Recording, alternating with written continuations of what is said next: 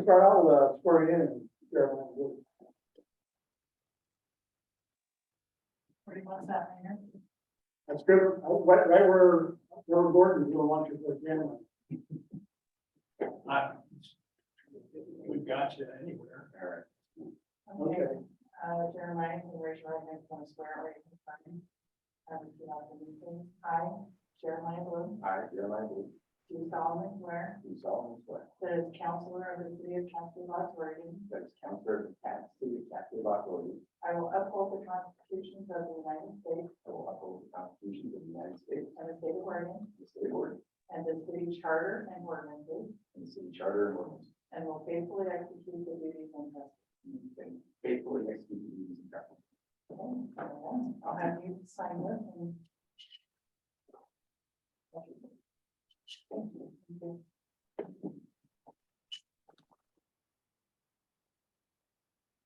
Congratulations.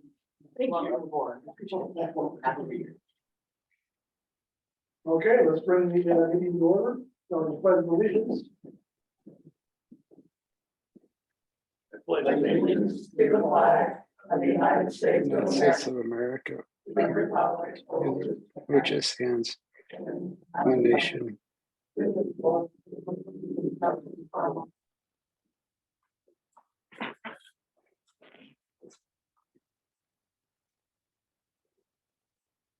That's what the way we act. Well, That takes away. Like when they sing the national anthem. Okay, roll call. Councilmember Blue, Here. Happy. Fallon, Here. Farrell. Here. Miller, Here. Wood. Here. Mayor Cramlett. Here. Pete's here, he was muted. Oh, Is. Okay, We're all waiting. man.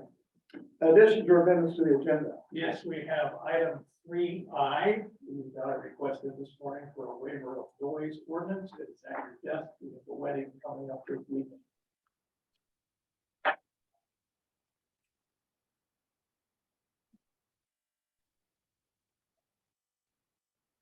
So you want that added to the, okay, yeah, to the consent agenda. Mr. Mayor, Yes, sir. can I also request that we move up 7D, community policing by Joe Graziano, since he's in Cancun, and move that up to after. Joe's not in, Pete's in Canada. Pete, I thought you said so. Pete's in Canada. Joe is not. Pete's in Yeah. Canada. Pete. So, did you want to move Joe somewhere Yeah, I'd still like to move him up. after the consent agenda? Yes. Okay, yeah, we can do that. We That'd can be do that. Redmond.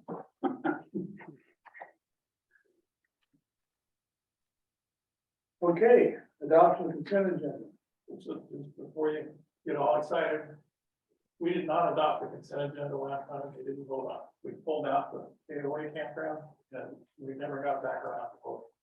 So that's why you see all of A these lot of things. notes on the consent agenda, including one for July 30th.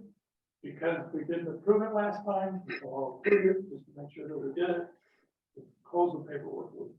So that's why there's A through I on the consent. Just want you to- Okay. Thank you. I move that we adopt the consent agenda. Consent agenda. All of it.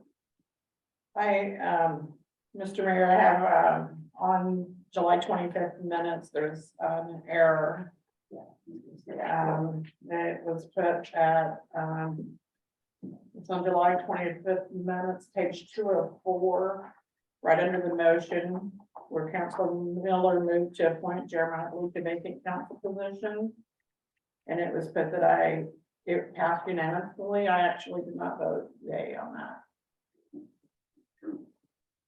I did not vote yay. And it's put that I did, so I don't know how. well. The video shows that Jeremiah said that he didn't want to, unless he got council's entire approval, Mhm. that he wouldn't even be considered. And we went around and it was in the video, if you looked at it. I haven't looked at the video. So, yeah, he said without council's entire approval, he didn't want to do that. Because the only reason I voted no was that I wanted to bring the other guy that was, had come before as well. And I was told that that would not look, proper. It looked like, it quotes it up here what it was said. And that was the only reason, is because I felt like the other guy should have gotten the same chance. Okay, so when he asked for the opposing votes, did you say no? Yeah, I did say no. I don't know what the video or any of that Yeah, says. we'll go back to the recording and check. I do remember saying no. I can confirm that. It's not a big deal, because, you know, So we're gonna pull that out of the I agenda, just don't want it. consider agenda, bring it back. But he's already sworn in, so Yeah, I just wanted it amended. I don't care that he's in the position. I just want it amended, so it's not reflected that I voted. Except for Yeah. that one statement that he made. Yeah, well, but that's okay. Because they voted for it. They voted yes, So but- let's adopt it as amended unless the recording shows. otherwise. Then we'll go back and review it. And if we hear the no, we'll include it. If we don't hear the no, we gotta go with what's recorded. So we're gonna adopt it as amended. If it is verified by the recording. That's right. We'll verify that before. Okay. You good with that? Yeah, I don't care as long as it's not that I voted yay on it. I have two things on the minutes too. On the bottom of page 1, it says, oh, the 25th. It says, the Zimmerman said 2 open council positions are on the ballot. It should say 3. Yeah. And, then also I would like to clarify in the same paragraph that she was referencing. I want to send it. Sam Farrell said she would rather have it filled now with someone who knows knows what it's about. And there were 2 people that I mentioned, Jeremiah and Tiffany Pruitt. And I would like that put in there because it sounds like I just assumed and went right in with Jeremiah, so. We can do that too, please. Yeah, that, Not on the recording, but I will go back and check it out. but you know what you said. You know what you thought. I read, yeah. Yeah, because I did see.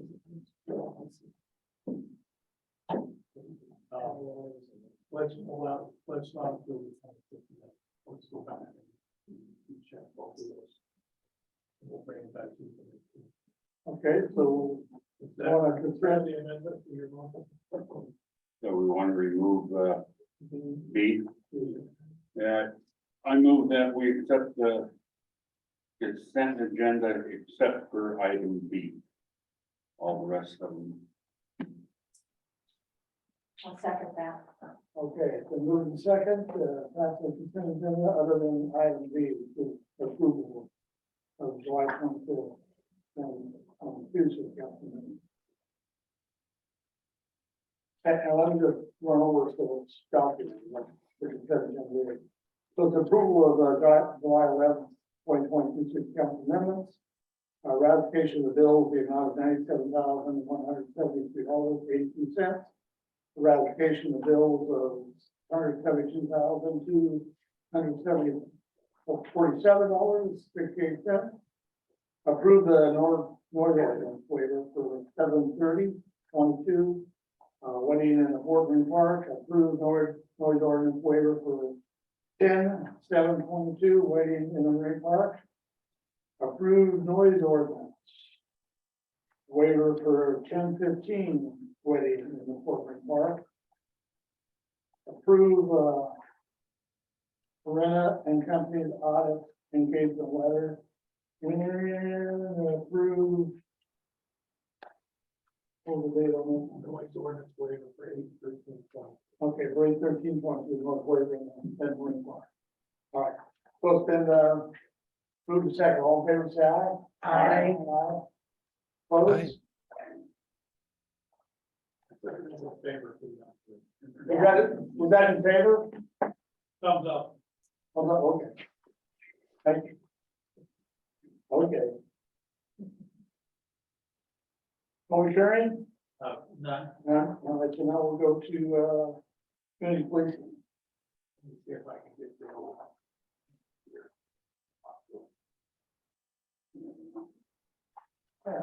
We have with us Joe Graziano.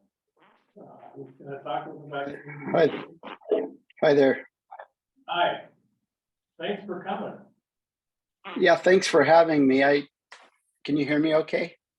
Oh, yes. Oh, good, thank you. All righty. Yeah, I was asked by Mr. Groves to talk with you guys. If can you, I guess if you just fill me in a little bit on kind of what you were looking for from me. I was a community resource officer with Multnomah County for a number of years. And I knew he said that you guys were looking at something similar possibly. We're exploring options for policing. We have a limited budget.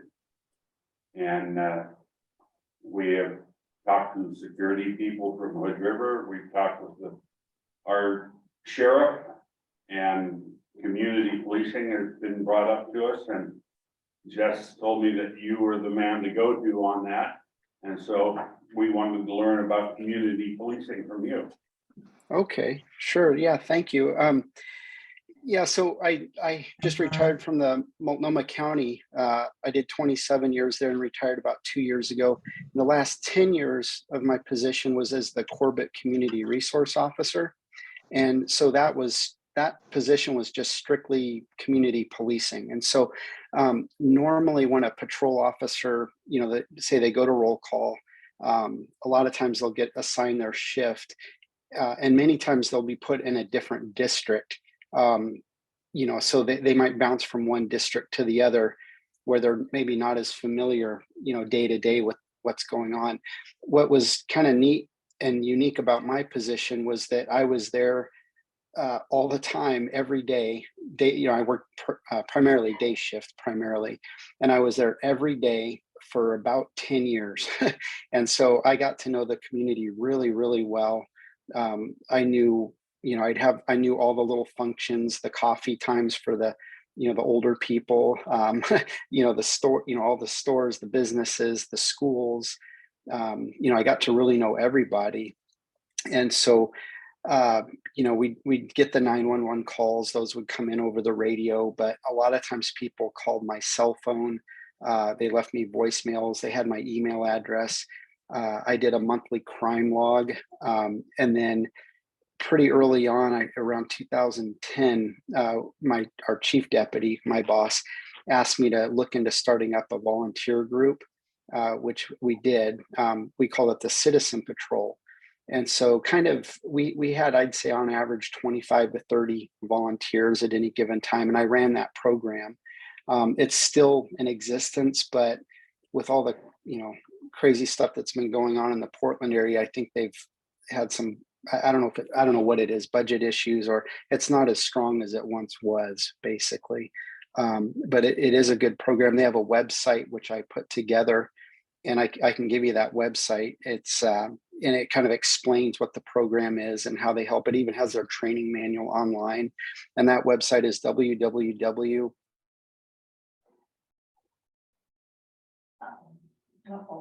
ocp.com. So Could you repeat that again, please? Sure. Yeah, it's www.mcsocp.com. And that just stands for the Multnomah County Sheriff's Office Citizen Patrol. And so, I really got to know the community well. The website kind of reflects that. There's a photo gallery of events and things that we've done over the years. We worked on getting them radios. There was a little bit of grant money that we got through Multnomah County Emergency Management. They were really instrumental with the Eagle Creek fire. We did, evacuations with the fire, and they went door to door and helped us out quite a bit. So it was a good program. But I'd say as far as as far as your community, I don't know exactly, what the typical crimes are there, if you want to call it that. So, I'm not sure I could really speak to that. But I know that if you were to have, say, a secure, this is just my opinion, totally my opinion. But if you were to have a security outfit, they have their place. They have a lot of good things they can do. Security generally acts as like eyes and ears for law enforcement. So, whether, you're paying them and they're in a uniform, or whether they're plain clothes or whatever, they're kind of limited on what they can do. They can deter, just their presence a lot of times will visually deter problems, which is really good.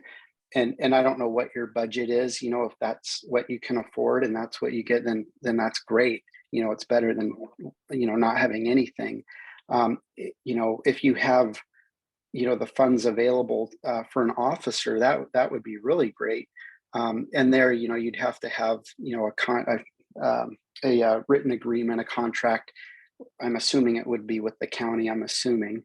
And there, I've seen those contracts with, like, Multnomah County had contracts with the state, or I'm kind of out of the loop already. I'm forgetting the terms here, but with the Forest Service, we had a deputy assigned there in the summer, and also with state parks, we had another deputy.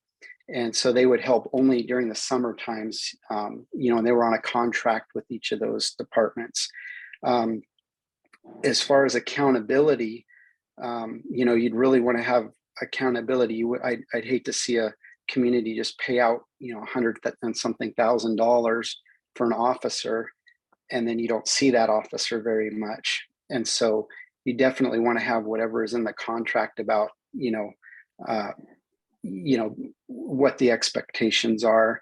I know that when we had contracts, if say there was a deputy assigned for state parks, if it's a crazy busy night in Gresham or in Wood Village, or there's a shooting or something, and all the officers get kind of sucked into the core area of Gresham or Portland or wherever, that state parks person, that's on contract to do the parks, or that Forest Service deputy, they're going to probably get sucked into that problem as well. And so, if crime, if it's a busy Friday or Saturday night and you want your deputy in Cascade locks and they're getting sucked into some other problem, that's just something to think about, as far as if you have a contract or something, and it's just something to consider, as far as having them there and not getting pulled away all the time for crashes on the freeway or things like that you really want to have accountability, especially if they're going to just be assigned to your community. So if you guys have any questions or want examples or anything, I'd be glad to offer that up. You talked about 25 people are part of that group. What do they do? Are they running around Corbett just keeping an eye out for issues, or are they just, what are they doing? Yeah, I'd say three-fourths of them lived in the Corbett area. Some of the others lived in Troutdale or just kind of on the fringes. But they're just citizens. A lot of them were retired. I'd say probably three-fourths of them were retirees. And they just wanted to kind of help out. So what they would do is they'd fill out an application, they'd have a background check. They can initiate a lot of that right through that website. And then there's a training page, and they go to the training page, and there's basically an online manual that says, here's what you do as far as safety, using the radio, procedures, always work with a partner, what you can do, what you don't do, calling into records they call into our records unit to get logged in basically. So, we can keep track of them. And then when they go out, we ended up getting them two old county cars to patrol in. And so those cars are marked. There's a radio in the car. They weren't allowed to use the radio, the main police net, because there was a lot of extra training with that, but they could flip it over to the records channel and talk to our records staff if they had an issue or something. And they could also listen to the radio if they heard, oh, there's a car crash on the freeway, or somebody's car got broken into out at Multnomah Falls or something. And so they had to work with a partner, at least one. And so they would start their shift, they'd get the car, they'd log in with records over the phone or the radio, and then they would just go out and patrol around Corbett. Their main mission started out as patrolling the parking lots and the trailheads because of all the car break-ins. And so we asked them just to be as visible as you can, just be a presence and just go through the parking lots, wave to people, talk to people. If you see anything suspicious, call it in. And they did. And on that webpage, there is a section on there. I think I called it successful catches or something. And there was probably a half dozen or more incidents, that they called in that led to the arrest of somebody. So yeah, they were basically our eyes and ears for issues. We also, one of the members, I think it was after the Sandy Hook Elementary shooting, he had an idea about patrolling at the schools. And so this one member, real nice guy, it was his idea. And so they started doing patrols at the schools. They would show up with their car. They'd wear a shirt that said Citizen Patrol. They had a photo ID. A lot of times they'd wear a fluorescent vest that said Citizen Patrol, or one of their jackets that was clearly marked, so everybody knows who they are. And they would just greet the kids, at the front door.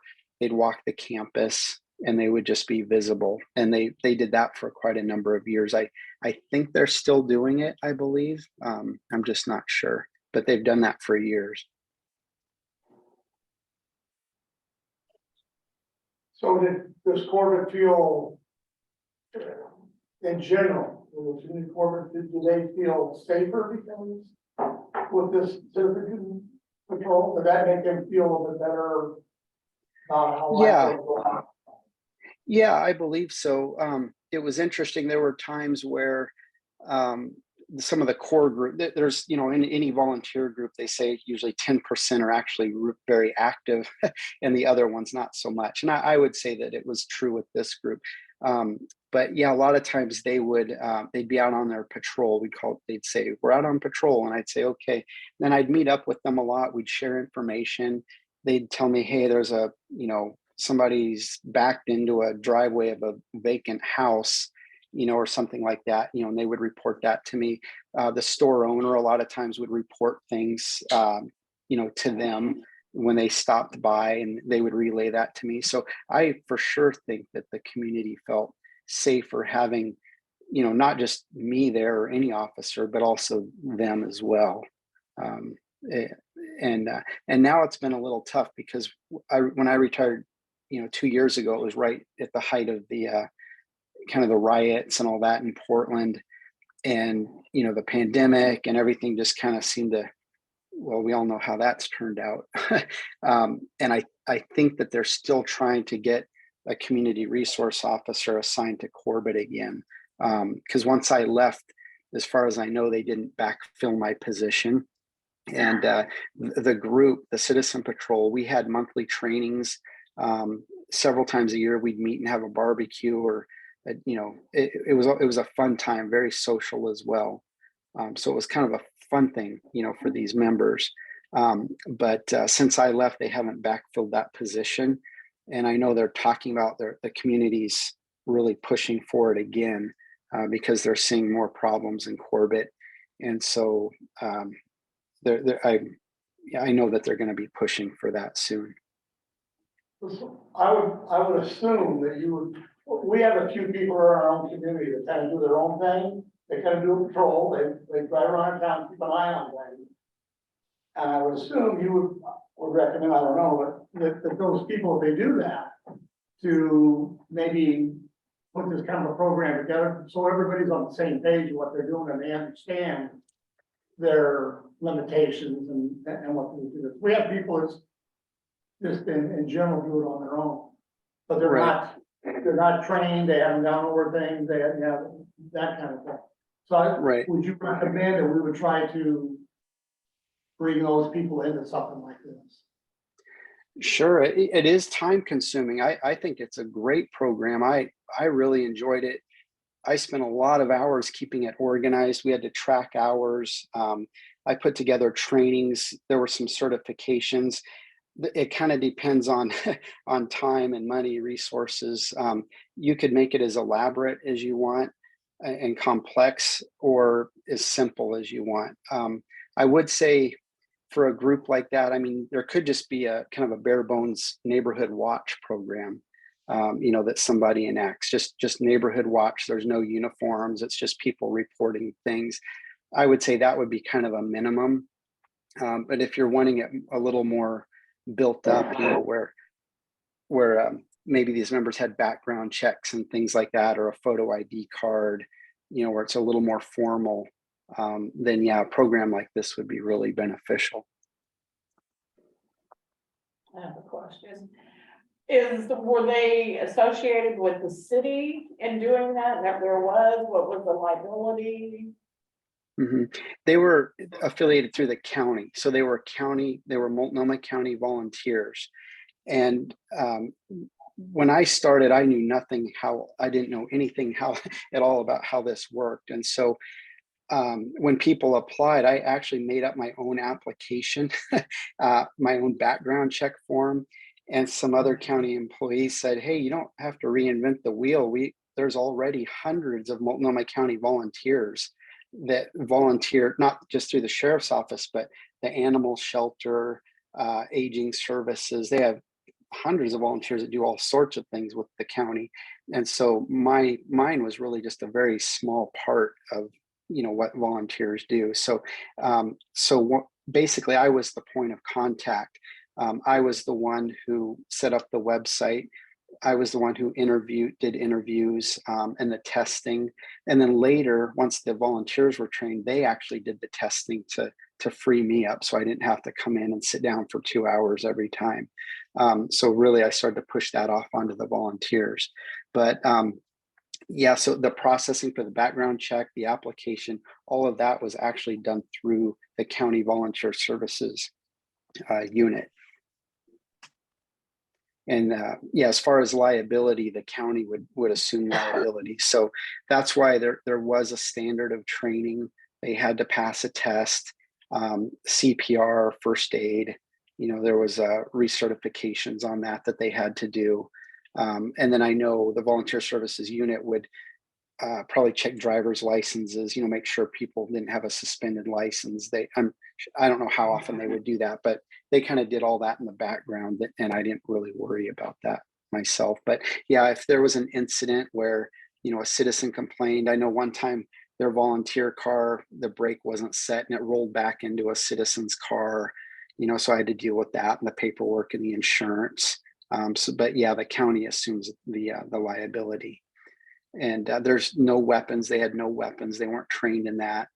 And of course, if that's something that you guys wanted to do, of course, that would really increase the liability.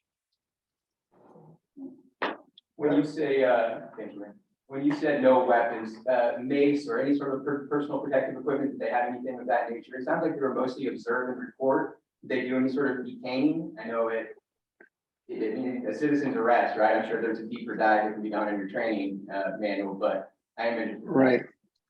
Right. Observe and report only. They were not to detain at all.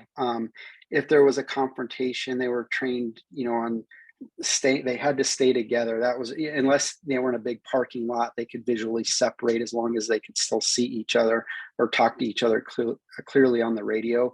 But they were not, it was a non-confrontational position. And we had some people that just honestly, they were physically not, in a position to be in a confrontation. We had some elderly people, that we actually had a few that kind of got to the point physically where I wanted to have a talk with them and say, you better kind of maybe stay in the car or not walk across the parking lot such long distances, things like that.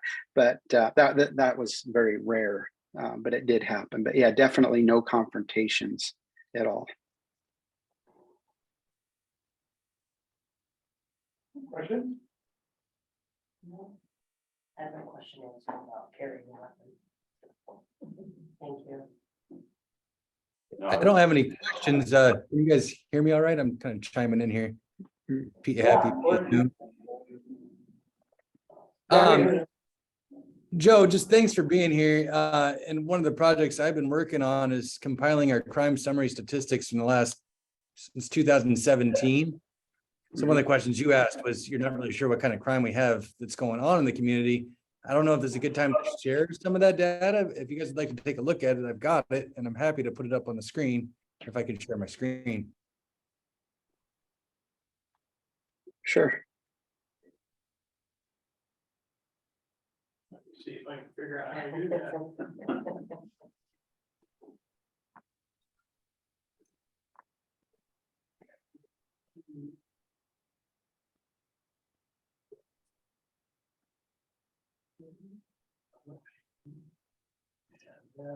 Share. Now we see it.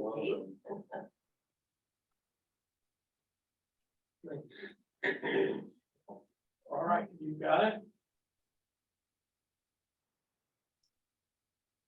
He's muted. Oh, sorry, I can unmute myself, but it's still not letting me share. It says that host has disabled participant sharing. On the right under participants, if you bring up participants, or I think actually it's under the share screen. I think you have the option to enable participants to share screen. Well, I tried, new share. All right, oh. Don't need it. Participant. There we go. Now.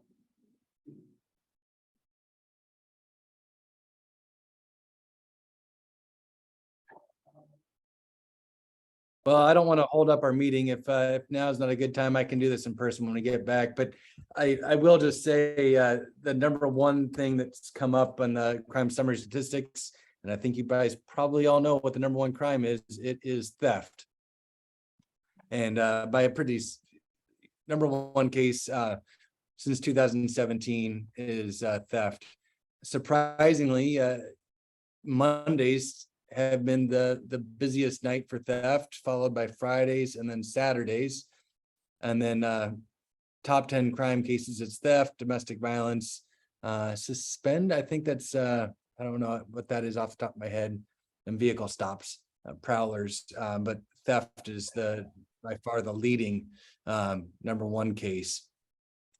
And what's interesting though, I found when I looked at this was, originally looking at the cases, we did not have full data for 2017, but we did have, looks like pretty good data for 2018 through 2021. And then we only have a few months for 2022. But when you standardize the crimes to, by population per 100,000, we saw about a 31% increase from 2020 to 2021. And it looks like 2022 is trending to be even higher than that. So anyways, I can share this more when I'm there in person next week, but I just thought that was interesting. But it does look like theft is the number one. Yeah, and yeah, anyways. Sorry, I can't share more information with y'all while I'm here or not there. That's great, thanks, Pete. Do they talk about the time of the thefts? Time of day? No. Just so we had. Crime summary statistics. So all we really have is the date and what the calls were and what the case, cases were and the calls are, but we don't have any more information than that. I was surprised to see that in 2018, we had a really big spike in theft in, looked like it was maybe May of 2018. And typically, our theft is like, we're talking 1, 2, like a busy month would be 5 cases. And June of 2018, we had 14 cases of theft that were generated, which was a big outlier from every other month in every other year. And there were some months that we were, or some years that we were missing data. In 2022, I don't have any crime summary statistics for the month of May, for example. So there's some months that we're missing, and maybe we can track down that information, but I feel like that might be skewing some of our numbers as well. Well, Pete, could I better get going. It's my twin boy's birthday party here. So we have some people arriving. So I'd better get going. But if you guys want to call me or email me, Jess has my information, and I'd be very happy to email or help out in any way to get something set up. Okay, Well, thank you. Appreciate you for spending your time with us. So, Yeah, thank you. Have a good night. Okay.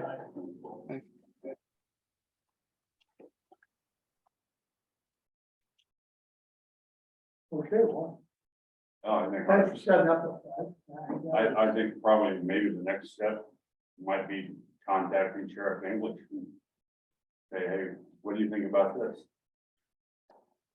You know, county volunteers on patrol, see if they have anything of that nature.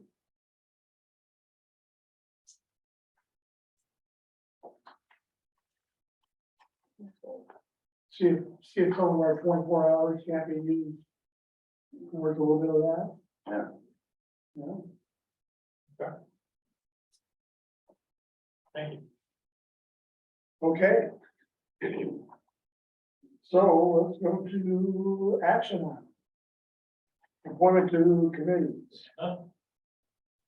They approve KOA, new OLCC liquor license. No change in the staff report. I requested information from them. They have not responded.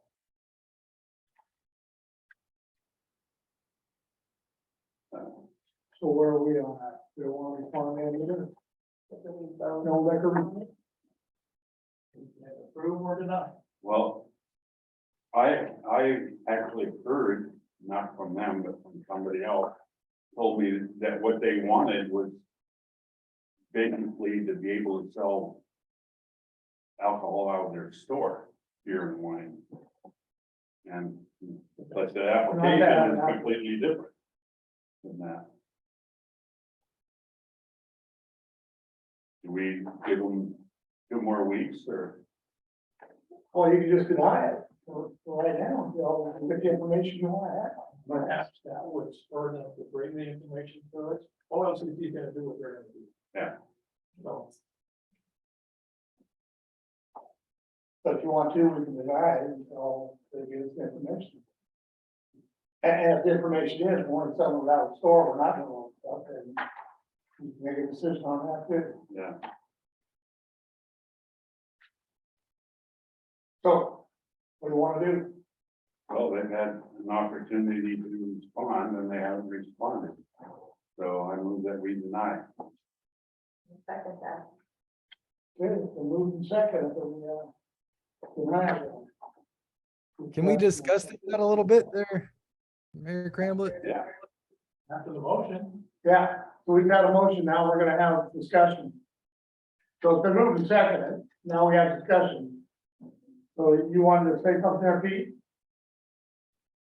Well, on the topic of crime, I do think that one of the points that I think is mentioning is economic development is a good way to prevent crime.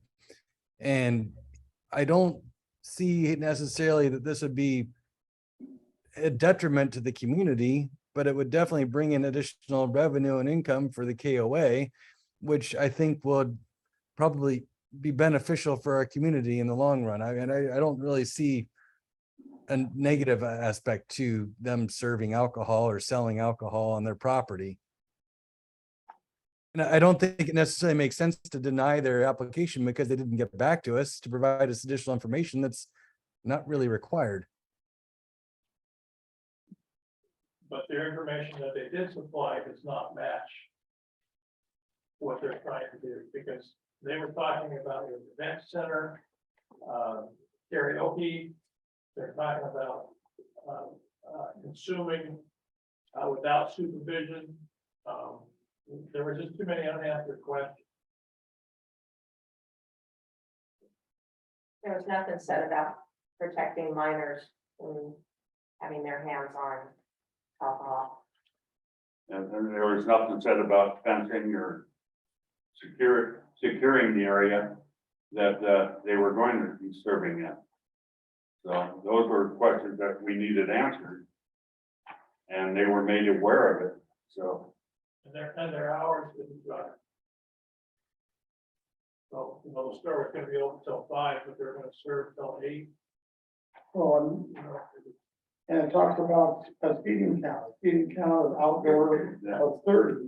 So they're not talking about somebody coming to the store and buying something, they're talking about a group of 30 being outdoors in an event. And all the council was asking was, what's this gonna look like?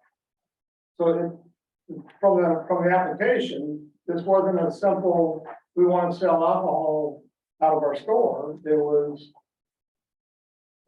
apparently we want to have a seating count of 30 people. They're gonna potentially be consuming alcohol somewhere, somehow. And the council just asked the question of, they just wanted more information. I would like to not make any decisions based on hearsay. And I know with my own schedule, sometimes if I'm asked of something and to respond in 2 weeks, I may be gone out of town, I may be, you know, so. They have employees that have the MD. Mhm, There's no response. right. Well, I'm of the, I mean, the kind of the way I look at it, the KOA is gonna sell alcohol, that's gonna keep them there, it's gonna keep them off the road. They're not gonna drive to the store, they're not gonna be drinking and driving and hopefully. But, Couldn't drive to the store, but I have to go back. well, I don't know, I know a lot of KOAs, they do sell it out of their stores and whatnot, so. So you're okay with no more information? I don't understand this. Right, Because you just talked about a store, yeah, the way it is, that's not about a store, that's about the screening of Right. people. And some kind of, they talk about, you know, food and alcohol service, hours, like in some type of setting, and that's all the council is asking. right. Now, if you want to talk about a store, yeah, Yeah, we I don't know can if say, it's- we can say that, Right, but that's not what the request is. are we talking about denying it because we don't understand it? I believe that's where Butch is coming from. That is why we denied it in the first place. Is we didn't understand. Not enough information. Yeah, Yeah, there wasn't enough information. What were they gonna do with this alcohol? They didn't say, we just want to sell out our store. Yeah, and that was just where I was clarification. We not have enough information, we just don't understand the permit at all, because it doesn't match with what we've heard. Well, Yeah. it asks for live music, recorded music, and karaoke. Okay, but to do that, we need to know where you're gonna do it in the KOA. We need to have a map, we need to show that. Talking about outdoor areas from 7:30 to 8, other areas, you know, market is only open 8 to 5. So how are they gonna sell it from 8 to 8? And their food service and their alcohol service from 8 to 8. And there was no indication that the area could be viewed or supervised by service permit. So those are the questions we have. How are you going to control the consumption of alcohol at your live music karaoke event? And we got no response. That's the crux of the question. That's a So question. where does it say the service area is only open 8:30 to 5 p.m.? On the front page, seasonal variations only open March to October, and October only open 8 to 5. But then it talks about food service and alcohol service from 8 to 8. Days and hours Yeah, because of everything above that says days and hours of operation are 8:30 to 9, 7:30 to 8. Yeah, no, I think that that's a very valid point. There's discrepancies on their application that don't add up or don't make sense, right? And then seating count. Well, or business hours, I get business hours of their, I assume when they take people or come to campus, 8 to 9. But it has outdoor areas and talks about, food service, alcohol service stopping at 8 from 8 to 8. And I would just say that the business owners, the KOA business owners are really good business owners. That I trust them to manage whatever is going on out there very well. They run a business very well. So I've got no issue with, how they run a business, but what I hear the council is they're concerned, they just want to know what is, because we're dealing with alcohol, we're dealing with, families. How are they managing the alcohol? I guess the other side of that is if you say if you can say somebody can buy it in the store there, they get to go drink it wherever they want, as much as they want, however they want it. Now you've got to try to manage that. So I don't. Well, Six to one and a half dozen another. Or they could bring their alcohol with them and do it that way. I mean, how do we manage? I mean, I don't think it's our job to police whether minors are getting alcohol. We're in the business of the city councilor. Not in a business way. Yeah, like we are not the OLCC police. If they don't do it right and they overserve or a minor gets it, then they lose their license per OLCC, correct? Yeah. And that may be their thinking, is, hey, we are being managed enough by. And I get, OLCC. yeah, and I clearly We get understand. the application, it doesn't jive and it doesn't match and all that, but at least they're asking for, like, they're bringing it here and asking, they could just do it. No, I know they can't, but they could. There's a lot of businesses that do things without even asking or doing the proper thing. You don't require us to prove it today. Oh, well, see it. it only, the OLCC requires us to review it, Right. and we could approve it or deny it. And it does, all OLCC wants to know is that we saw it. Yeah. So They there's, don't care. there's a motion on the floor right now to deny it. Now, if you don't want to deny it, don't vote for the motion, then we're back to whatever we want to do here. There can be another motion that comes up. So, But I think to your point, Mr. Mayor, that they run a very good operation. And I think Kathy brought up a very valid point that this is 2 weeks ago, we submitted this request. We didn't hear back from them. But it's possible that it was just an oversight by their part that they just didn't get it back to us in time. I think that it would be, I think it'd be beneficial to reach out to them and ask them to try to address our questions and clarify their application, because honestly, the way their application is presented right now, it may get rejected by OLCC because there's not enough information there anyway.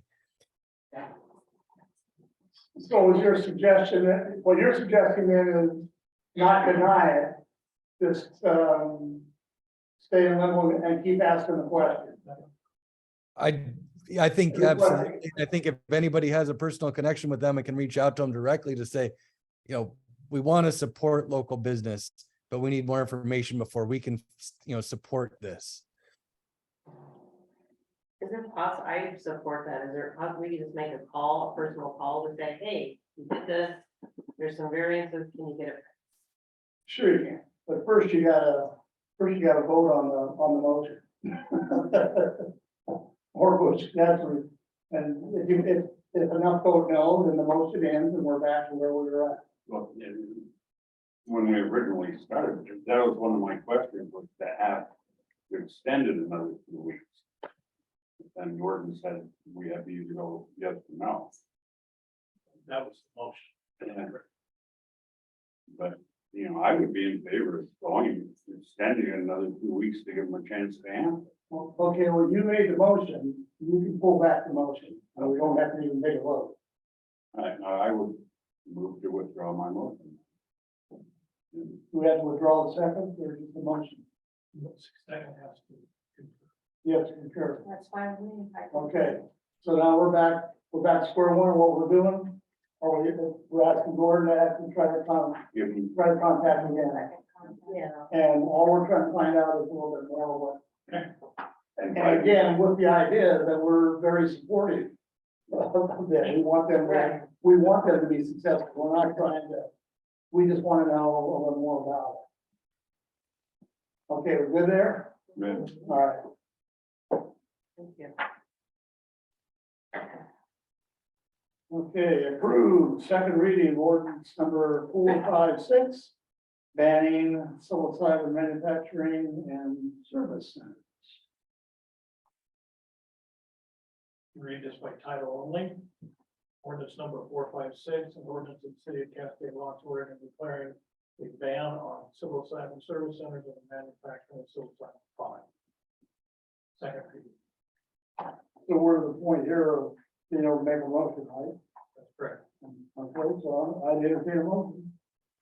I make a motion to approve ordinance 456. Your second on that? A second. Okay, then moved and seconded to approve ordinance number 456. Discussion?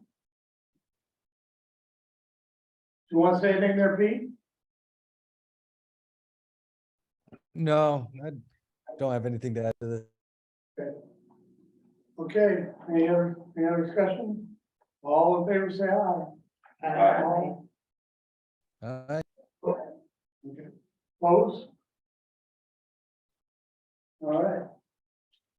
Approved.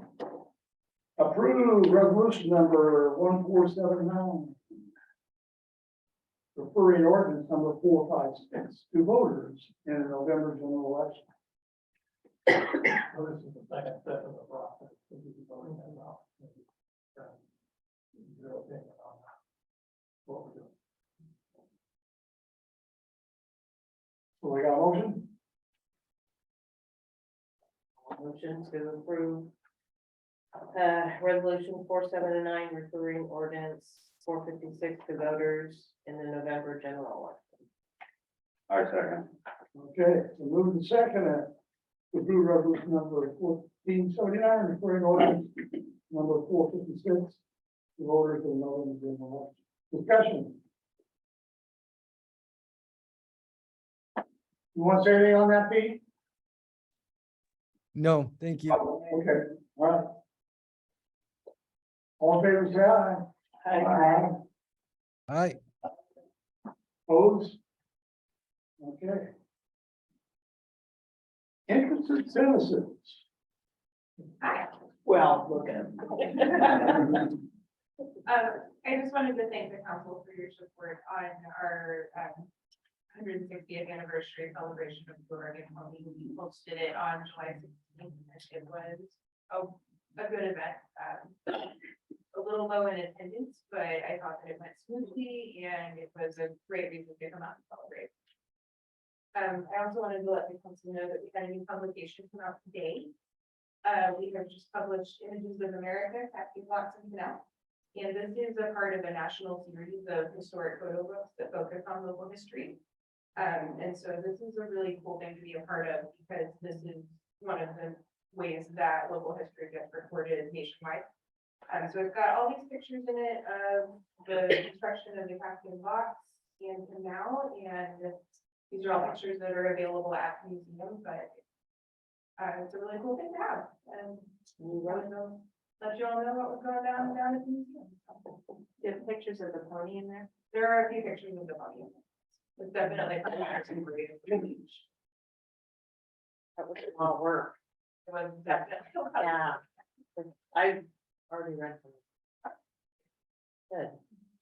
Well done. Well, the podium was before the one. And that being before the, I was part of the building, so I was before the one. What? But the, how she chronologically went through this, you have did a great, you did a great job. And the fact that we have so many of those photos, what a great group of photos to be able to put together to tell that story. You did a great job.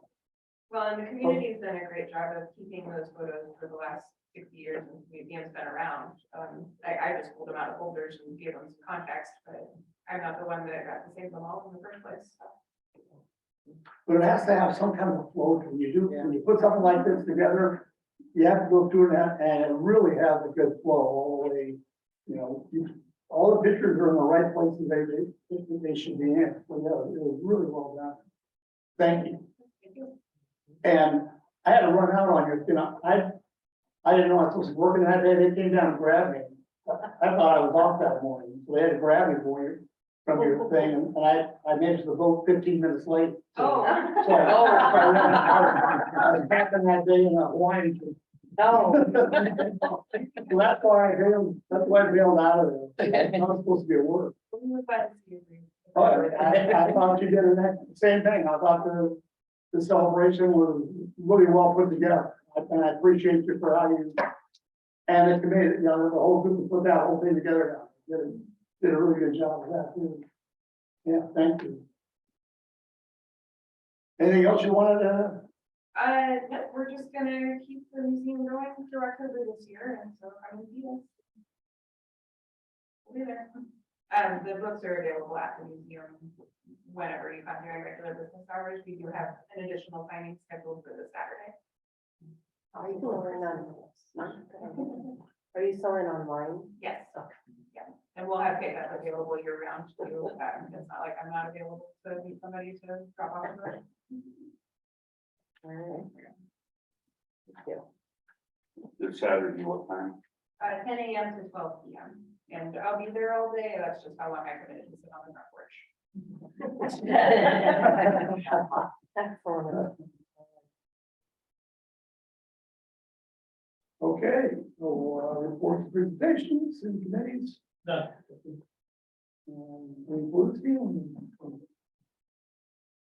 I again, thank you on that push.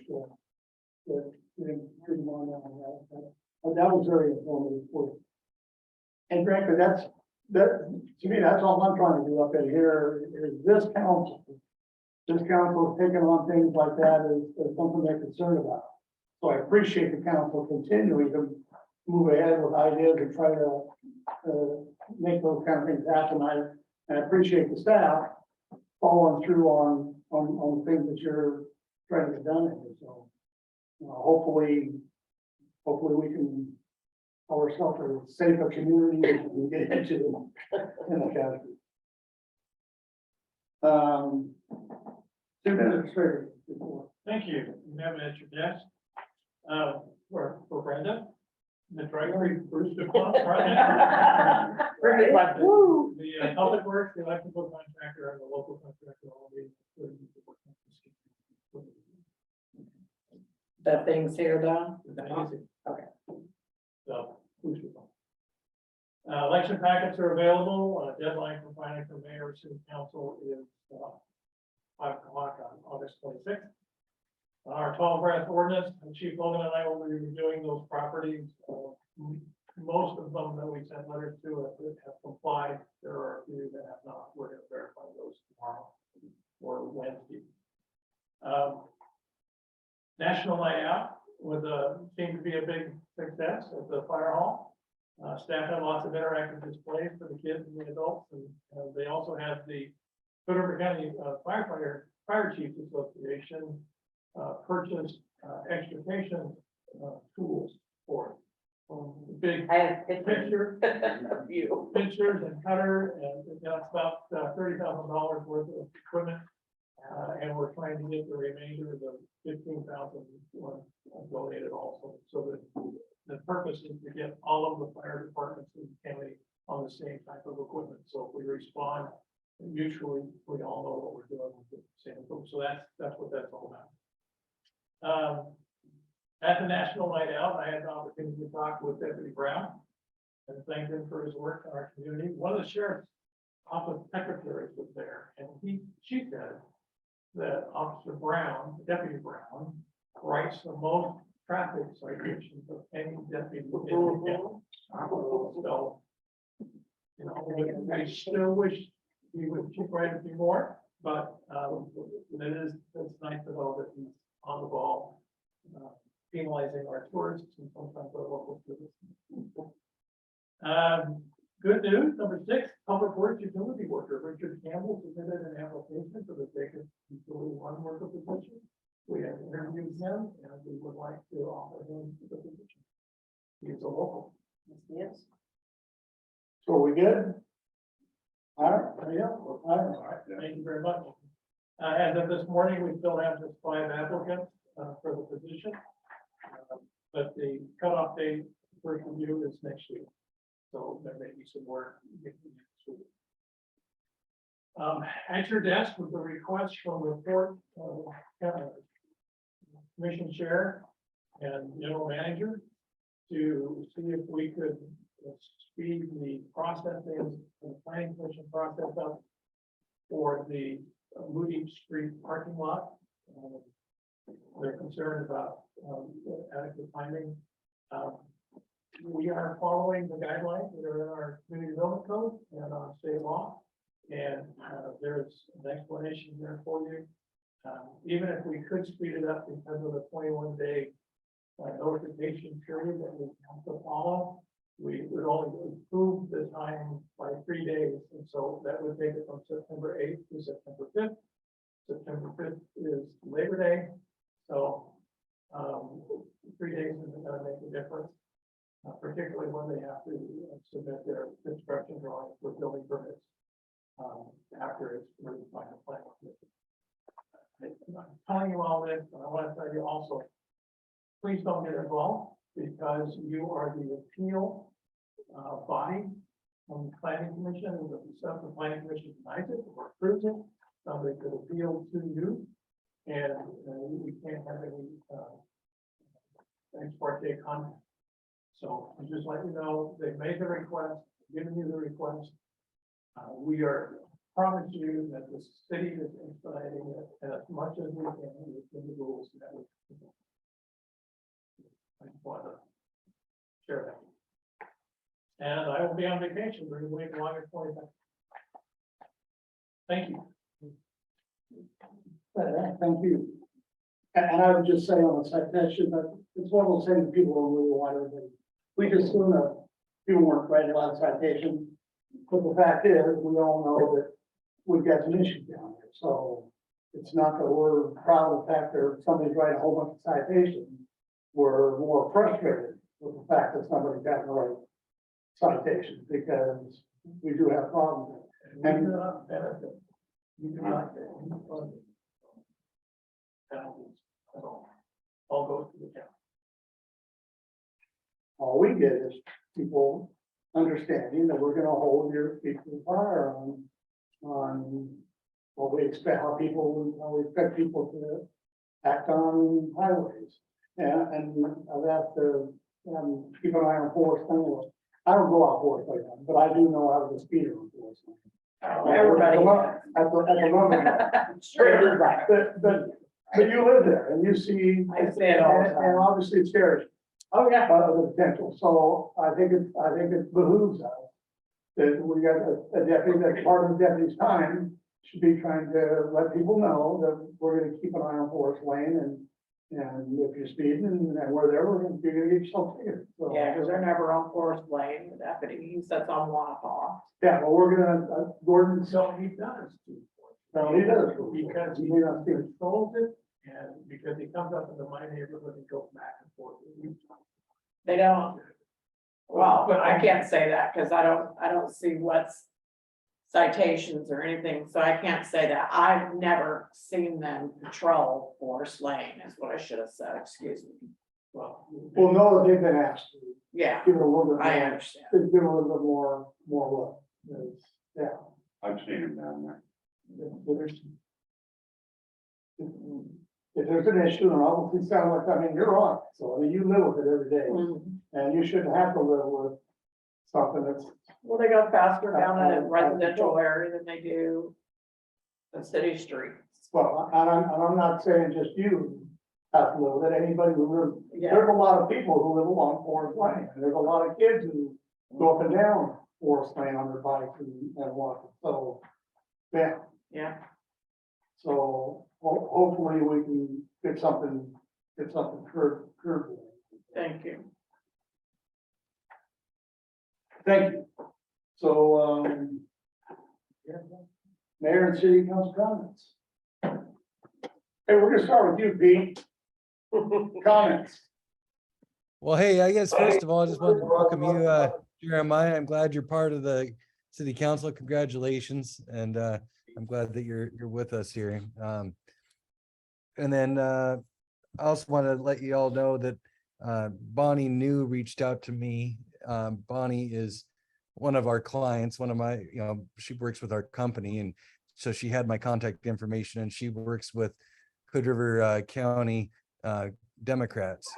And she was reaching out because she wanted to say that there had not been a lot of outreach to the city of Cascade Locks by the Hood River County Dems in the past, and wanted to include us in what they've got going on with the upcoming election. She understands that the city council, it's nonpartisan, but I do also, think it's important to recognize the fact that we've also heard, a lot of people express discontent with the fact that in many ways we feel like we're not extended the same information communication as the rest of the county. So I think I'm open to hearing what she has to say and what she's proposing, but I also think that it would be worthwhile maybe to reaching out to the Hood River County Republicans to give them the same opportunity to serve our citizens with providing information about the upcoming election as well. So we have a meeting scheduled, me and Bonnie, for after I'm back in town. I think it's next week. And I think, do you know her too, Mr. Mayor? I may, I don't. I'm better knowing people by face than I do. Yeah, she mentioned you If I by see name. her, I may know her. And then I terrible think she with also mentioned you, Tammy, I think was the other person that she mentioned. So if anybody else is interested in joining us, I reached out to Gordon to clarify, like, is it okay for us to have a meeting like that? It's not part of the city council. He says it's fine so long as it's, we don't have more than 4 people. So if we have 3, we're okay to do something like that. But what I want to do is clarify what it is that she's proposing, and then invite her to come to talk to us at the city council. And then she also had some information about a upcoming barbecue that they're doing. So I can share that with the rest of the council via email as well. Crime summary statistics, though, I do think it's important that I fill the gaps. There's some months that we just don't have data, and I think that might be skewing some of these results. And we're only, we're only have crime summary statistics through the month of May for 2022 so far, and the month of April was missing. So I only had 4 months for this year so far. But when I look at the numbers that we have for those 4 months, and I look at our historic trends from prior years for the first 4 months of the year, we're on track to be 30% over the number of cases that we had last year. And that's 30% over the case we had the year before that. So it definitely suggests, and when I was just looking at the number of cases, I actually didn't think that it was the data was supporting that there was a rise in crime. But when I standardized the cases for population growth, it does look like we are seeing an uptick in the amount of crime. So I'm going to try to identify which months we're missing, and then see if I can track down that information so we can have a little bit more complete data for when I present this to you guys when I come back. And that's really all I got. Thanks, everybody. You say you're gonna have tacos? Say that again. Oh, yeah, I'll try to do that. So if we have tacos at that meeting, you're there. Is that what I understand? Can't, All right, first of all, thank you to city staff and everything, always appreciate the organized packets here, much appreciated. Thank you to Jeremiah, welcome aboard, happy to have you. Thank you to Joe Graziano for coming, and shoot, that was pretty nice, his birthday, and he came to present, I thought that was pretty nice. Thank you, Pete, for coming to me all the way from Cancun. Appreciate all your information. I think it's amazing. And there is some new, we have a July printout in front of us of all your stats. So when you get back, they'll probably be in your box. So that'll be helpful. Drake Creek, that answered. National Night Out, thank you to everybody at the fire department, forestry service, all the volunteers, everybody was there. It was a really nice event. Thank you, Gordon, for coming, and he picked up that Jaws of Life thing, and I was like, dang, that's pretty good. So good job with that. I did, but it was good. It was all good. Couple concerns, the home across from the KOA. It's just, what?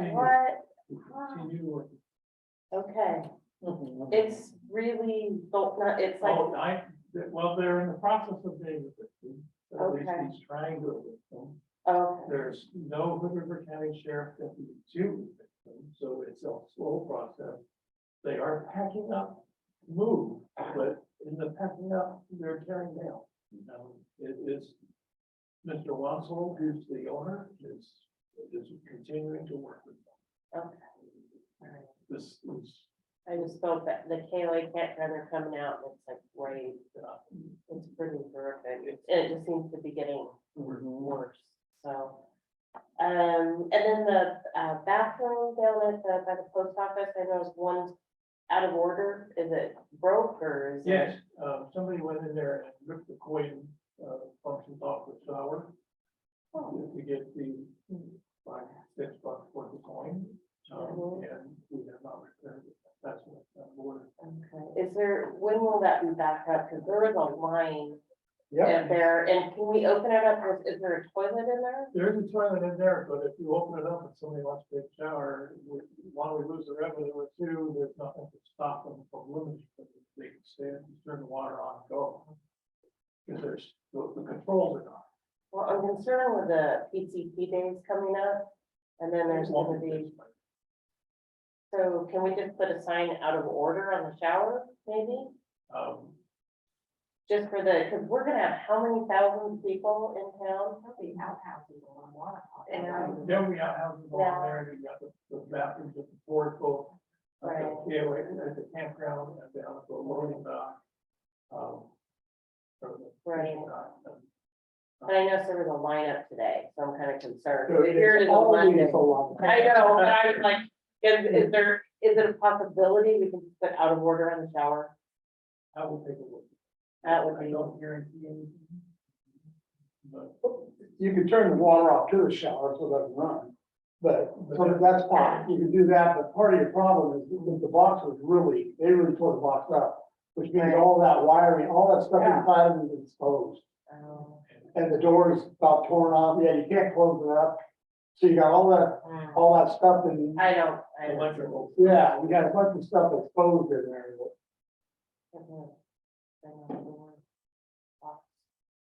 Yeah, yeah. Anyway, if there's something to do, just temporary until we get it, 'cause it's way of supply chain.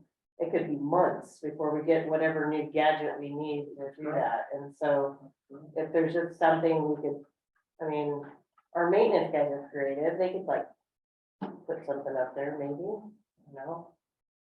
MacGyver it somehow, just so at least there's a toilet, another toilet, Yeah, the toilets, yeah. but you got a box sitting there, it's all exposed, all the wiring, Right. everything's all exposed. But this is That's our, what they can do. yeah. Yeah, you're right. do. Cause it's gonna be lined up people with the two of It's our busy, it's just our busy Oh, season yeah. right now, we're, them. I it's know. our busy season, so. If I can't anything, hardly keep in stock. yeah, if there's anything we can do. Yeah, and I also, thank you to, the Deputy Brown, have a conversation with him at National Night Out, and told them I was having dinner down there at the ale house and for like 2 hours, and I watched him the whole time, and he did incredible. And he was calm and he was patient, and it was, I really, really appreciated it. And then also, with the extra traffic in town and doing things, I did notice, because I hear challenges all the time about parking, and there were supposed to be painting some lines somewhere. I did on the road that runs alongside Gorges. What's the name of that one?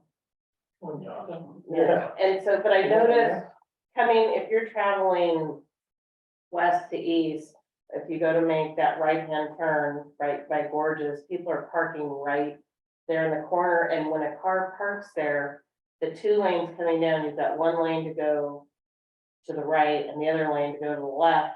There's no room for a 3rd car. We have proposed to them a different painting solution that would address that. Right. They said they would address it in the spring, and they have chosen not to. So right now, we're doing what was done on the site permit and waiting for them to say, because what I want to do is just make it 2 lane. And then that would, they have parking on both sides. Okay. But they have not responded. Right. Well, we gotta figure. But your issue there, Phil, too, the same thing you had on Venture, you painted it, and thank you. But you have the same thing, those people park all the way to the sidewalk, so Right. you can't make the corner without going all the way out into the oncoming lane to make the corner. Yeah, even after we painted it, people would. I know, not as much though, I don't know, if we can do something. but you're right, they do. I don't know what the solution is, but Can't be walking with a free for all. I don't know, paint it red, no parking, I don't know. Can't paint red, that's the legal requirement.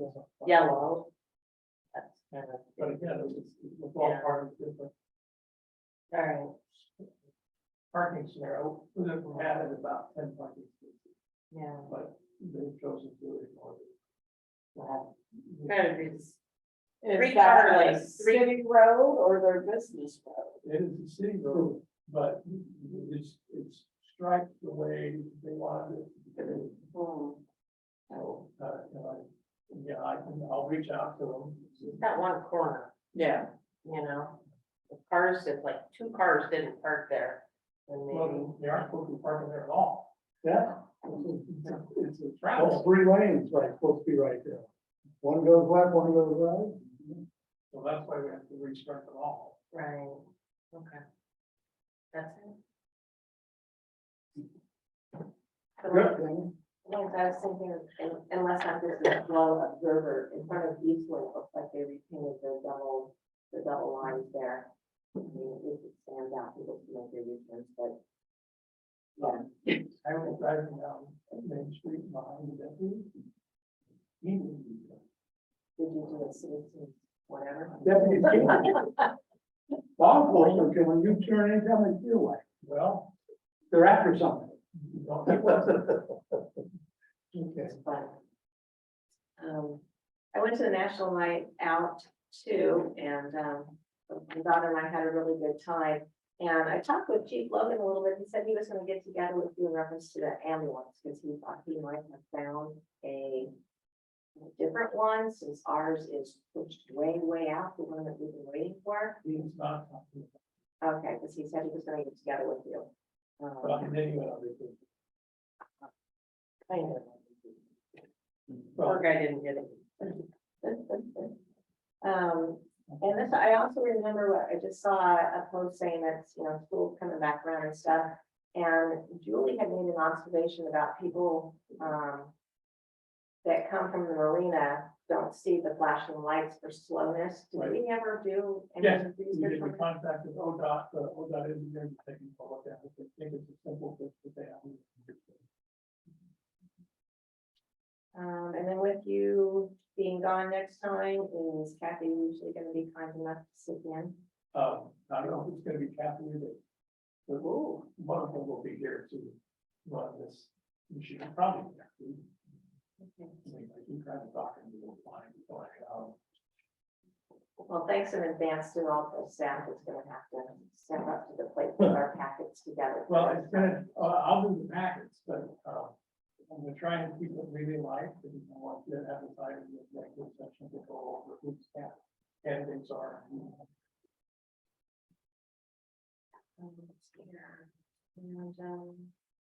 That's about all I have, so thank you, Janice, for coming, and even though he's not here, thank you, Joe. And that's it for me. Can back up 1 second. Sure. I've never, it'll come to you, something you said, Okay, well, Okay. it'll come. okay.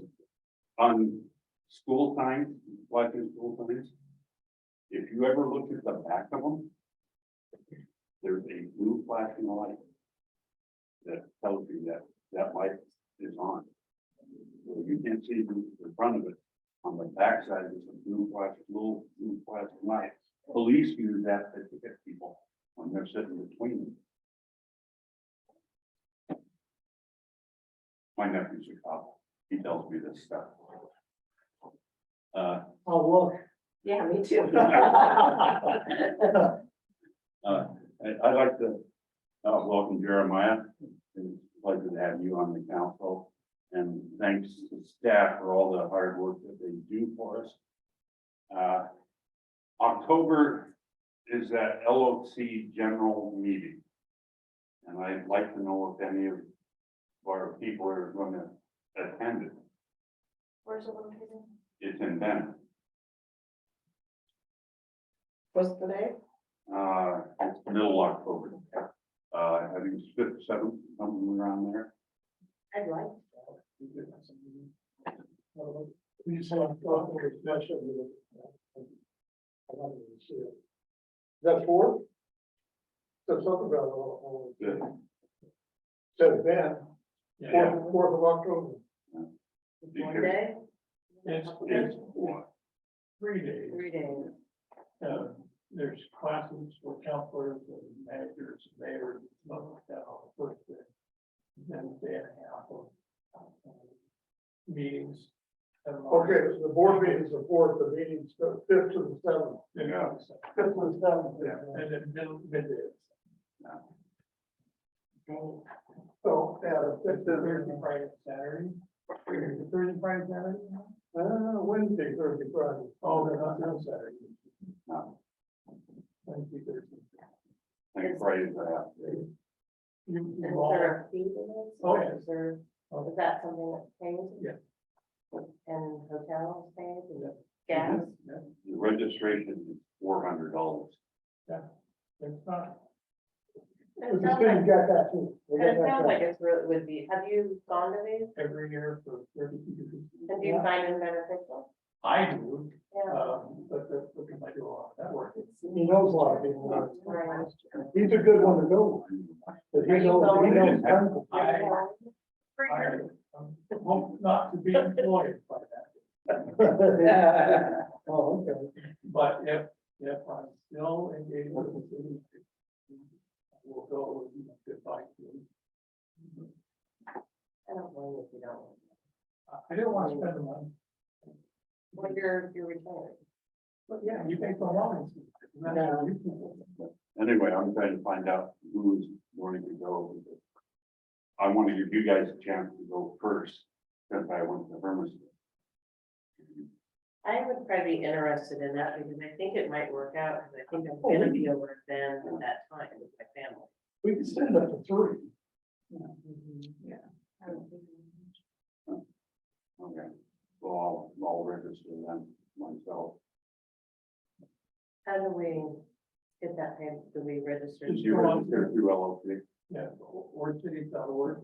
And then do they just invoice the city for that, or? You have the opportunity to mark on that. Okay. Yeah, it's pretty simple. I mean, I did it for Hermiston, so Okay. you could be able to, Yeah, I just was wondering how to pay for it. That's all. yeah, If you had to pay for it first, then get reimbursed. yeah. You can do it that way, or you can go. All right, okay. I'd like to thank Anna for making her presentation for us. can't say enough about all the good work that she does down there at the History Museum. And John Logan, National Night Out, the guy's a rock star. I mean, he really makes that fire department of ours work.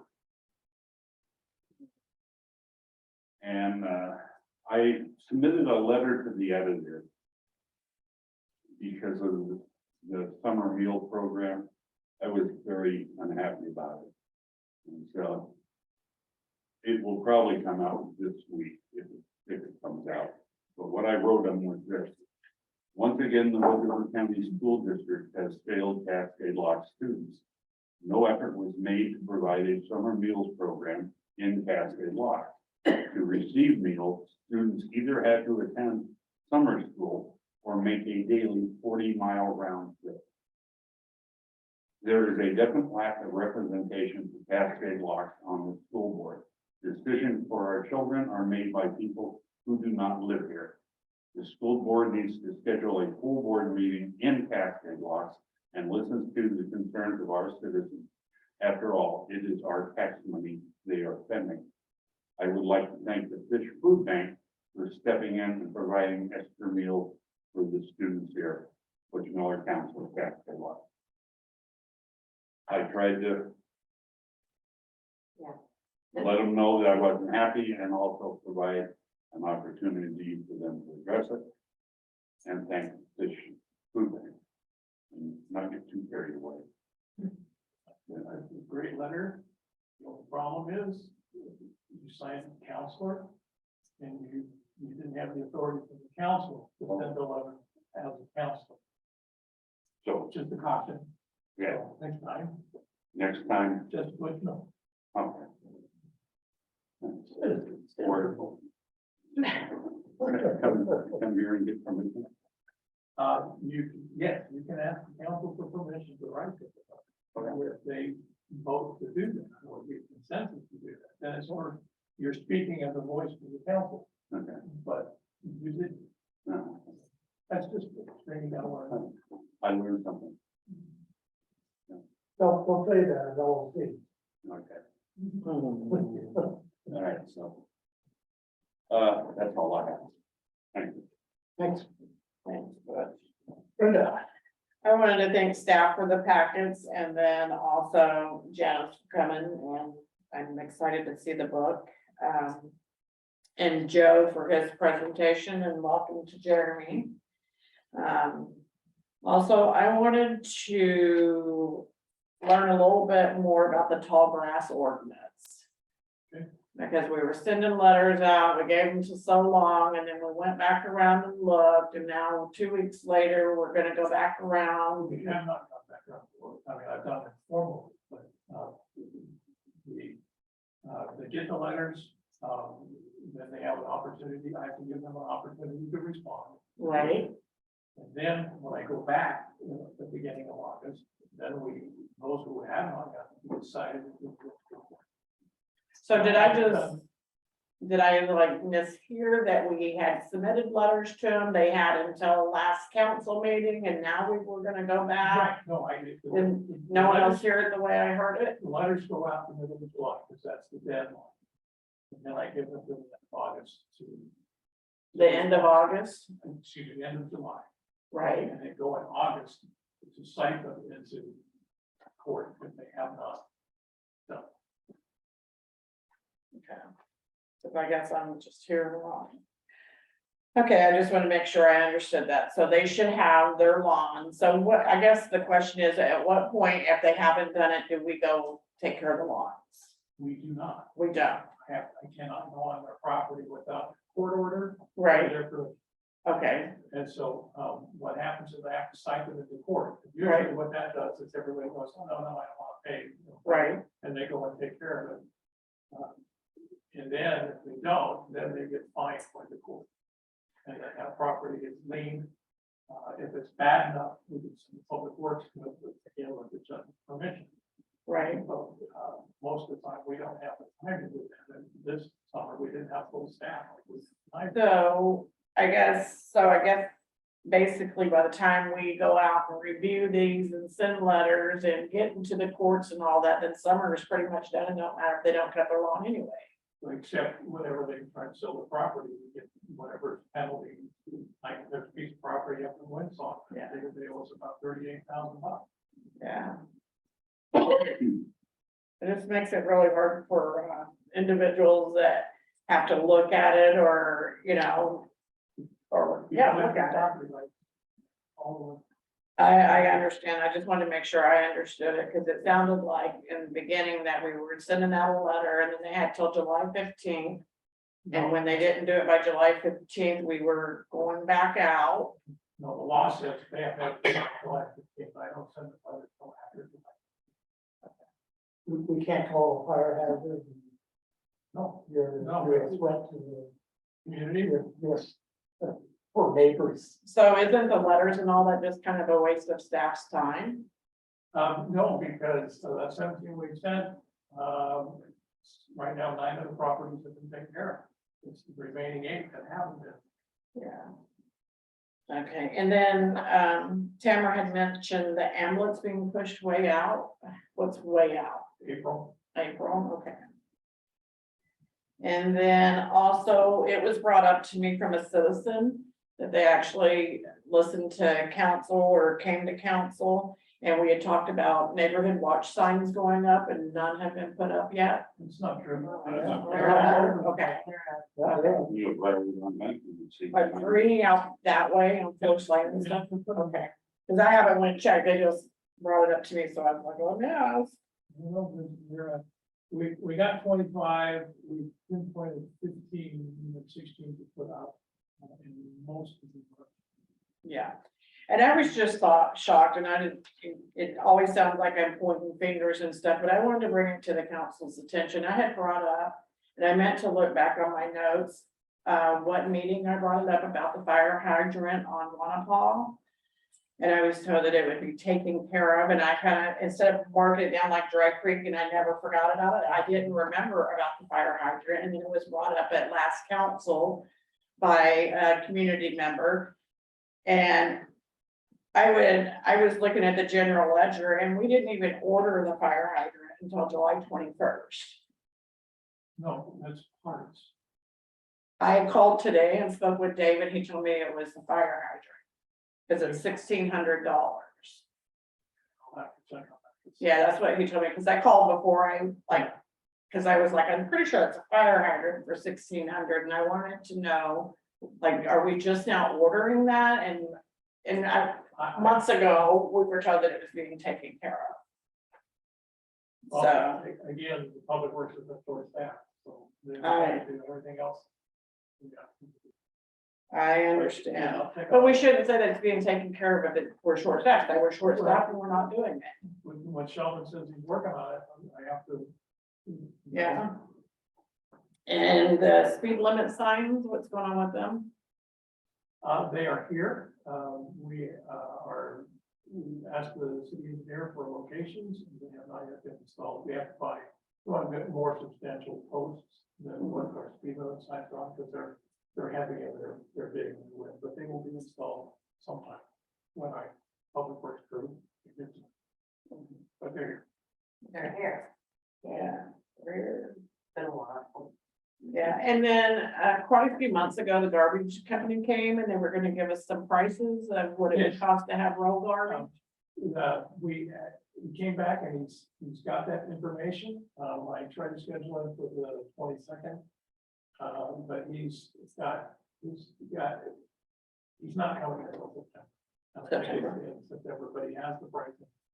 And that actually probably works pretty well, because then if you want to pursue that, we can do the resolution for the mandatory recycling, mandatory carts effective January 1st. Okay.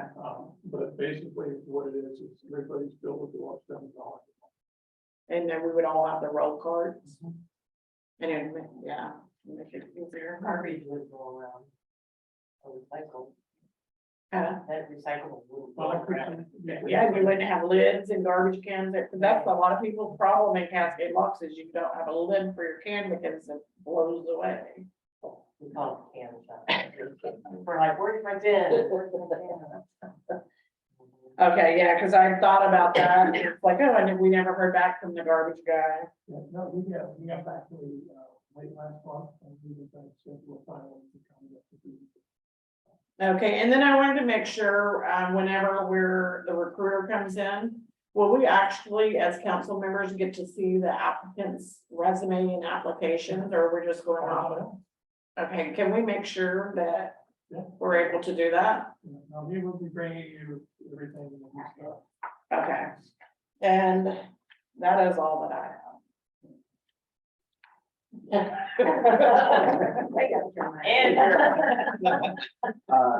Thank you. I'm excited to be here. I'm excited to work with all of you. I've been really welcomed into this community. I haven't been here that long, just 2 years, but it's been a great experience since I got here. So I want to say thank you for the vote of confidence.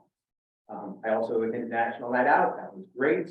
I won't echo every sentiment, but I feel like I ended up a lot of the same places. The pony party, which was really awesome.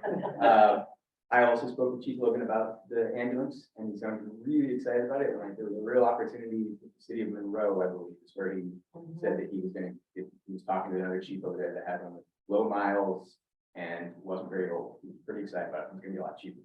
So see how that goes. I also want to thank, I believe, Mary Ann, is this her last meeting? Mary Ann Bob, This is her last meeting. So Mary Ann's 15 years of service. So I want to thank her for that. That's all I have. You remember? Okay. I remember, in the port paper, they're still advertising for a finance. yes, we made that notification to him last time. Of course, if we get an application, we'll send it on the board to zero.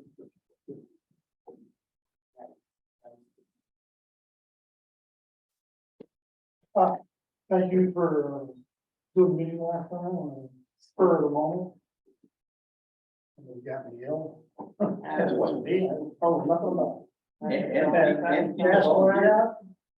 Sorry, I didn't make that thing, but, I don't know why I didn't make that thing. That's how my mind works. I love those kind of things, though.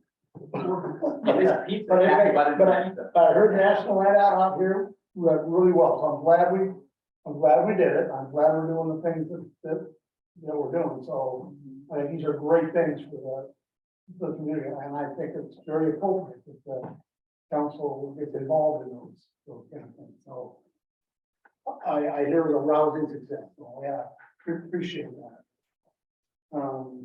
Yeah, that's all I got. Hey, welcome to it. Yeah, you're on a really good council. So, and you can see down here, they're like, I forget things. So I may ask for something that I just forget. They don't work out this. This council here, if they ask me something, they are gonna continually stay on it until it happens.